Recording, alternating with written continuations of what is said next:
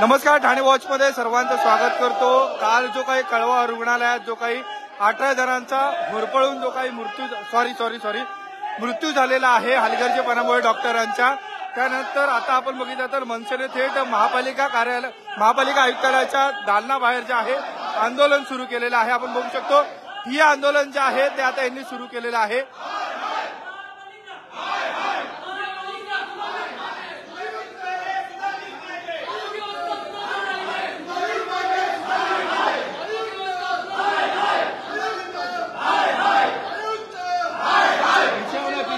पीछे हो ना।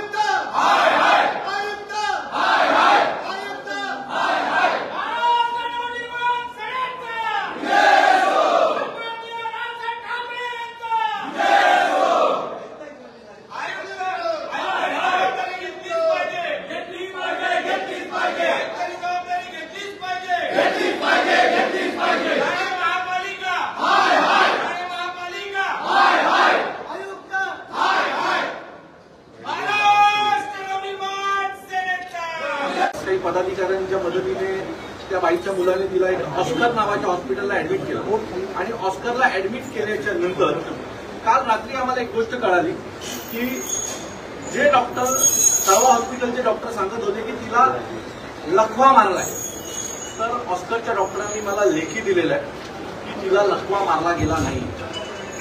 दुसरी गोष्ट, तिला लकवा न मारता तिला न्यूमोनियाची 3rd स्टेज आहे।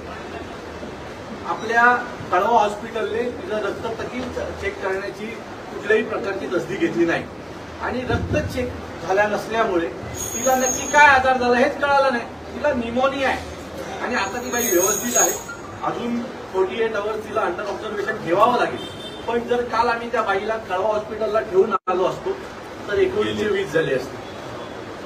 सो मला असं वाटतंय की तुम्ही कळवा हॉस्पिटलमध्ये बेड वाढवून होणार नाही, तुम्ही कळवा हॉस्पिटलला औषधं देऊन होणार नाही, तर उत्तम डॉक्टर देणं गरजेचं आहे।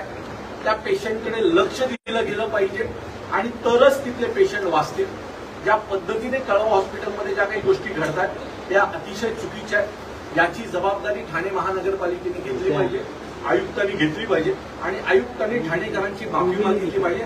त्याचबरोबर माळगावकर नावाचा जो तिथे अधिकारी बसवलाय तो अतिशय उर्मट आहे। तुम्ही जर काल त्याचे प्रश्नांची उत्तरं बघितली तर 4 वर्षाच्या पोराने खूप पेट्रोल रॉकेल पियाला असं त्यांचं मत आहे।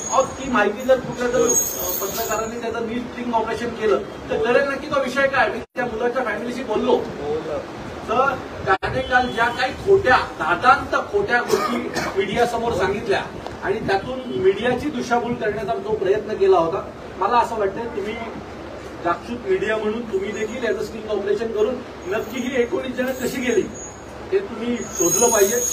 माझ्याकडे जी माहिती आहे ती हलगर्जीपणामुळे लक्ष न दिल्यामुळे ती 19 जण 18-19 जण जी काही लोक गेली ती गेली।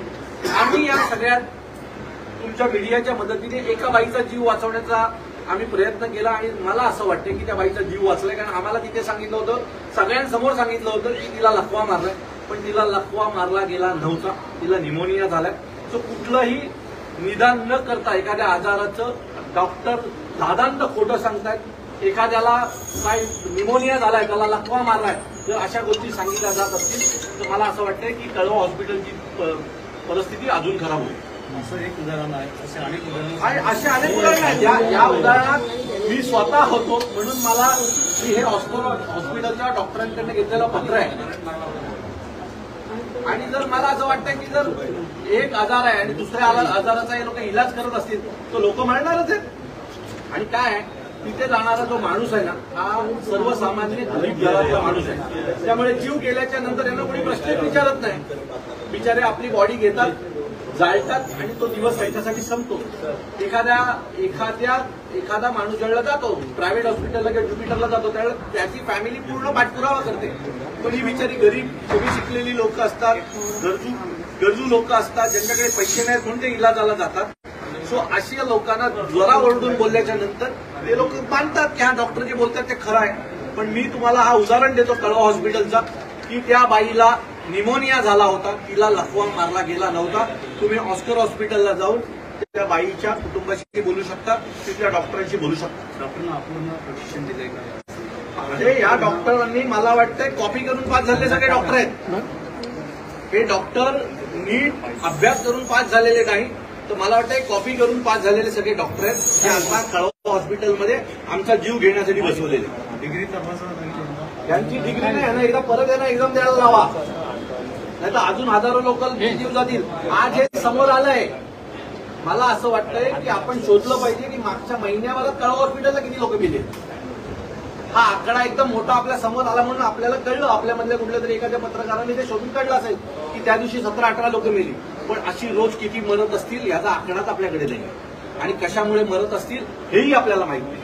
मी काल त्यांना डॉक्टरांना प्रश्न विचारला. माझ्या ओळखीतला एक मुलगा तिथे हॉस्पिटलला गेला आणि माझा इलाज करा म्हणून तो सांगत होता, तो होत नव्हता. म्हणून त्यांनी मला फोन केला, तर मी त्या डॉक्टरांशी बोललो. माझ्याशी बोलल्याच्या नंतर तो डॉक्टर त्या पेशंटला काय म्हणाला माहितीये का? तो पेशंटला म्हणाला, मनसेला मध्ये आणतो का, आता बघतो तुझा इलाज करतो. जर एवढा मास त्या लोकांना असतील, मला वाटतं हा मास उतरवला गेला पाहिजे. मला असं वाटतंय की या सगळ्या गोष्टींवर आपण ठाणेकर म्हणून पाहिलं पाहिजे. आणि जर अशा प्रकारचा इलाज होत असेल तर कळवा हॉस्पिटलला एक मोठा लॉक लावला पाहिजे असं मला वाटतं. पैसे मोजावे लागतात. हा, अँब्युलन्स 2 अँब्युलन्स आहेत, त्यातली एक अँब्युलन्स बंद आहे, दुसरी अँब्युलन्स तो ड्रायव्हरच्या भरोशावर असते. जर तो तिथे अवेलेबल असेल तर ती अँब्युलन्स मिळते, नाही लोकांना स्वखर्चाने ते सगळ्या गोष्टी कराव्या लागतात. अशा अनेक गोष्टी आहेत. आता ज्या अनेक लोक मला फोन करतायत, अनेक लोक आमच्याबरोबर पण हे घडलं असं सांगतायत.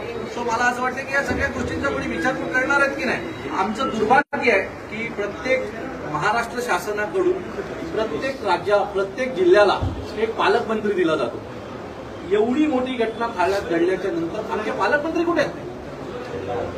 आमच्या पालकमंत्र्यांना आमच्या हॉस्पिटलला येऊन भेट द्यायला वेळ नसेल तर मला वाटतं की पालकमंत्री हे पद ते कॉम्प्रोमाइजसाठी तयार केलंय का दिलं गेलंय? कुठे शंभूराजे का नाही आले ठाण्यात? एवढी मोठी घटना घडल्याच्या नंतर जर त्यांना ठाण्यात यायला वेळ नसेल तर मला वाटतं नावापुरते असलेले पालकमंत्री आम्हाला नको आहेत. झेंडावंदनासाठी आम्हाला पालकमंत्री नको आहेत. पालक म्हणून ते आम्हाला पाहिजे. पालक म्हणून ठाण्यात घडणाऱ्या गोष्टींवर लक्ष देणारे आम्हाला पालकमंत्री हवे, ना की तात्पुरते नावासाठी.